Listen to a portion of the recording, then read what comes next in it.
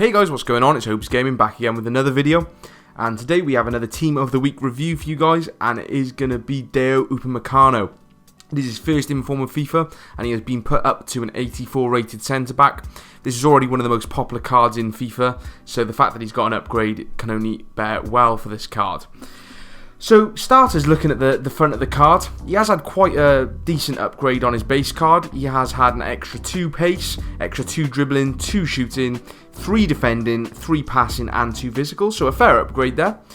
But he does have high medium work rates. He is 6'1", with 2-star skills and 3-star weak foot. Obviously, we're not too bothered about the skills on a centre back, but that weak foot being 3-star is quite nice. You know, it does mean that you should be able to perform basic passes with his left foot. He is at the moment going for about 80k. I expect that to drop a little bit more, but I think it'll settle around the sort of 70k mark because he is very linkable and it is a good card on the face of it. Jumping into the attributes themselves, he has got a lovely little 83 pace. The split is a bit of a shame being 72 acceleration, 92 sprint speed. Even if that was the other way around, that would be absolutely beautiful, but a little bit low on the acceleration to get off the mark. But you know with this card, once he gets going, he'll be nice and quick. Shooting, we're not too bothered about. Passing, 80 short passing and 75 long passing is decent for centre back. Vision a little bit low, but still pretty decent. The dribbling, everything other than the agility and balance is looking pretty good. You've got to accept, you know, with a player that's 6'1" and quite chunky, that you are going to have a little bit of a lower agility. But still, 62 isn't horrendous. 68 balance, again, isn't awful. Good reactions, decent ball control, and alright composure as well. The defending stats is really where it comes into its own, obviously with 80 interceptions, 85 heading accuracy, and that 87 stand tackle, 93 slide tackle really standing out.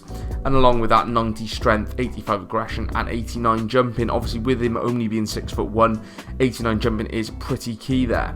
It will be one where I'm saying to use a shadow on it, obviously get that pace as high as possible and, you know, really lift those defensive stats. You know, on 9 chem, as you can see there, that really does boost them up really quite high. No traits of note, but let's jump into some gameplay and see how he feels. So the first thing to point out on this card obviously is his base card is one of the most popular centre backs to be used so far this FIFA, both down to the fact that obviously it is a good card, very linkable being Bundesliga and French, and you know, all round a decent option. So that being said, I think this inform is going to be very popular. Very much like the normal card, it has all the things you'd expect from Upamecano. He's pretty quick, you know, he's base 83 pace on this card, so even with the addition of the shadow, you know, you are going to get a very quick centre back. There's not many viable options at centre back that are actually quicker than him, other than Lacroix, really. But that being said, you know, was the boost a massive notice from his base card? I wouldn't say it really was, especially in the sort of pace department. You know, he still felt quick without feeling absolutely rapid, whereas, you know, when you use someone like Lacroix, you really do tell that he is that next step up in terms of pace. But that being said, you know, the difference there is only a +2 in pace, so it probably is negligible anyway, especially once you put a shadow on it. Defensively strong, yeah, really good. Defensive awareness, stepping into challenges really well, reading the ball, interceptions were really decent, as you'd expect. Very strong. He's quite a stocky boy, you know, obviously he is 6'1", so he's not short, but for a centre-back he probably is considered a sort of short, stocky type. I quite like having a pairing of a slightly shorter, quicker one, along with a sort of taller Van Dijk Varane type, and I think he does fill that mould of the shorter type really well. As I said, he is very strong, very good in the tackle. He doesn't have that sort of long-leggedness that you do get with your Varanes, your Van Dijks, where you can make those slide tackles from seams like miles away and they hook the ball around, because he isn't that tall. So that is a little bit of a downside on this card, but you know, that is obviously exactly the same with the base, and that was still a very good card. So you've got to use him, you know, to his strengths, and that is getting in, getting close, getting those challenges in and using his strength. On the ball, he feels decent. Fairly agile, you know, for what is quite a stocky card. You know, his dribbling was pretty good, pretty responsive. You know, you got to bear in mind that as a centre back, you're not expecting him to feel like a, you know, a Bernardo Silva or an Insigne or anything. But for a centre back, I had absolutely no complaints on the ball. He was fine. Passing, again, decent. Nothing to, you know, write home about, but still pretty good. No complaints there either. The weak foot wasn't particularly a problem either. You've just got to bear in mind that, you know, he is a centre-back, so he doesn't have the highest passing stats. You don't want to be trying, like, long through balls with his left foot, because that's not going to work even on his right foot, really. So nothing too complicated with him, and you'll be absolutely fine. If I did have to pick a couple of faults with this card, the first one, which you can do absolutely nothing about, is its height.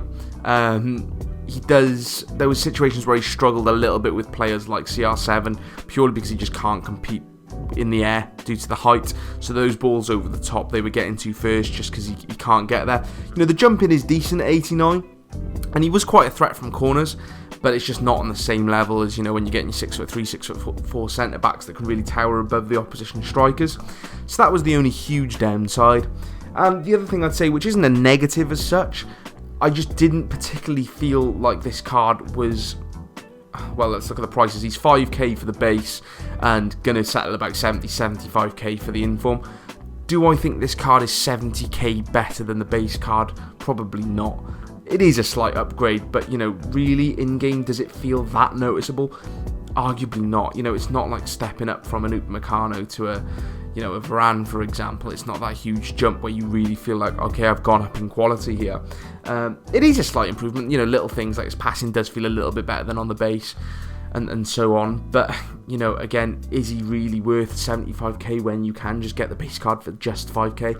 I'd argue probably not. And that's not a negative on this card. It is still a very, very good card, but I'm just saying value for money wise compared to his base, the upgrade probably isn't worth it.